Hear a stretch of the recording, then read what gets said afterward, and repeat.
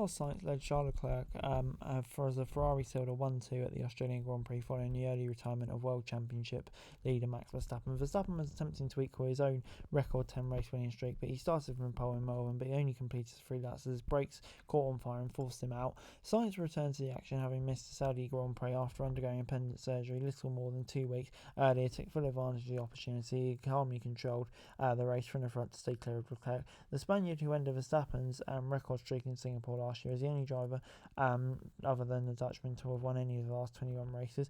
Lando Norris took third to claim his first podium of the season ahead of McLaren teammate Oscar Piastri, while Sergio Perez was unable to apply pressure on the leaders as he took fifth. Verstappen, seeking a 4th consecutive driver's title, remains top of the standings, but leads Leclerc, who claimed an extra point for setting fast lap, and by just 4 points, with Perez a further point back in third. Sainz 11 points back from Verstappen in 4th, but would likely have been the World Championship leader had it not been for his absence from round 2 in Jeddah. Ferrari are claims to win in 4 points as Red Bull at the top of the constructors' standings. Aston Martin's Fernando Alonso benefited from pitting under a VAC, causing the retirement of Lewis Hamilton on lap 17 to finish 6th on track, but dropped to 8th after being given 20-second penalty for potentially dangerous driving when erratically slowing down the other Mercedes of George Russell, chasing him on the penultimate lap. Russell crashed out after losing control of the car as he rapidly closed on Alonso on the approach to turn 6, completing a double DNF for Mercedes and ensuring that the race finished behind a virtual safety car. Alonso was also handed 3 penalty points in a decision that came through more than 3 hours after the race end. Lance Stroll was promoted to 6th as a result of his Aston Martin teammate, as Yuki Tsunoda completed an impressive weekend by claiming 7th for RB. Haas, Nico Hulkenberg and Kevin Magnussen completed the top 10, scoring crucial Constructors' Championship points for the teams.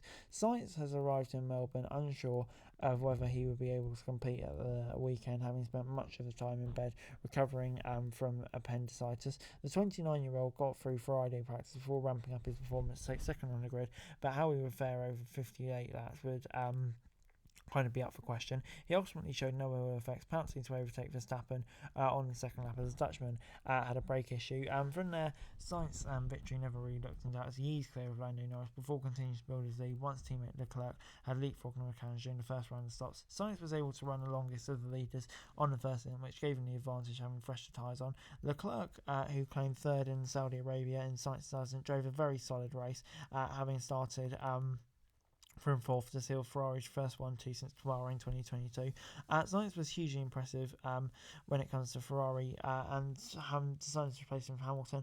Sainz will certainly be in the picture for some top seats potentially at Red Bull or Mercedes. But the way Red Bull dominated the opening round from the first 2 races, Verstappen led 2 1-2s from Perez in Bahrain, and Saudi Arabia raised concerns that the reigning champions could go one better than last year and win all Grand Prix.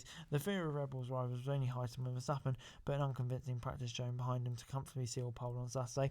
All seemed well as the Dutchman got a clean start to hold the lead, and Sainz stayed just wide within a second range on the opening lap with DRS in the striking zone. It was a point when things suddenly went wrong for Verstappen. The signs of trouble as Sainz overtook him. It quickly became clear that Verstappen had a major issue with brake and smoke, dust, and etc.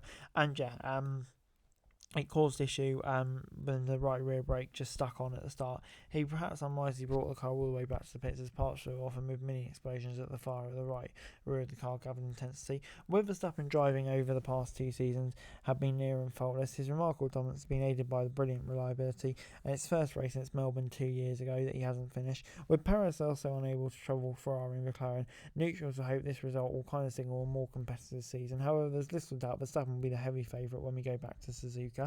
But while Red Bull's disappointing afternoon may turn out to be a blip, for Mercedes it seems much more permanent, let's say. Having made a surprise Q2 exit, Hamilton made some early progress on the soft side despite having questioned the decision to go with that compound, and any hopes of him quickly disappointed though as he followed Verstappen out on lap 17 when his power unit failed on lap 17. The retirement left the world champion of 7 times with just 8 points from the first 3 races of the season, and the team before next year switched to Ferrari and 9th in the driving standings. Having qualified and finished ahead of Hamilton in Bahrain and Saudi Arabia, Russell once more was outperforming his teammate in Melbourne and had put together another decent weekend as he chased Alonso for 6th in the standings. On fresher tyres, Russell was applying pressure to the Aston when he rapidly close on the approach to turn 6, locking up and making heavy contact with the barriers. After lengthy meetings with the drivers and the race stewards, Alonso said it was potentially dangerous and therefore incurred a 20-second penalty.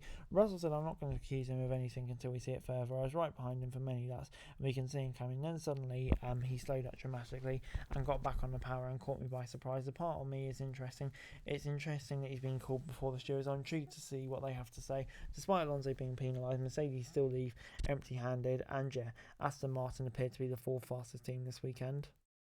And before I go, let me run you through the classification from the Australian Grand Prix. Sainz and Leclerc, Ferrari 1-2. Hugely impressive performance by them too. And Sainz especially coming back from 2 weeks off surgery, remarkable. And I genuinely think they would have been able to fight with Verstappen based on their pace. So hugely impressive. Norris and Piastri also really good points from them to hold off Red Bull and Perez. Perez, I think that just kind of shows why he's just not the right man for Red Bull. You've got to be there to take advantage of Verstappen's DNF, and he just wasn't today. And then you got Alonso and Stroll, pretty decent for them. I think good points for them, with Mercedes not scoring. Tsunoda and Ace, really strong performance from RB and Haas, both of them. You've got to take the opportunities to score points, and they did just that. And then you got Albon in 11th, Ricciardo in 12th. Ricciardo will be disappointed not to take points with Tsunoda up in 10th, and Albon as well, especially after everything that happened. I think both of those will be disappointed. And then you got the Alpines and the kick salvers, who just never really like taking the opportunities. Kick salvers with their dreadful stops, it just didn't work out for them. So I think they'll be really, really disappointed with that.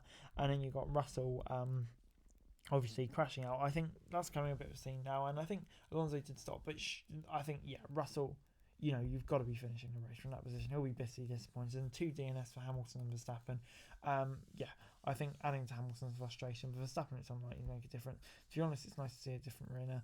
But Hamilton, I think, undoubtedly becoming increasingly frustrated in that Mercedes. So anyway, guys, that's it for this video. Thanks very much for watching. Remember to like, share and subscribe. Follow us on our socials. Link in the description below for daily F1 news, meme and content. Subscribe to our other channels on screen right now. That'd be greatly appreciated. Thanks very much for watching. Peace out.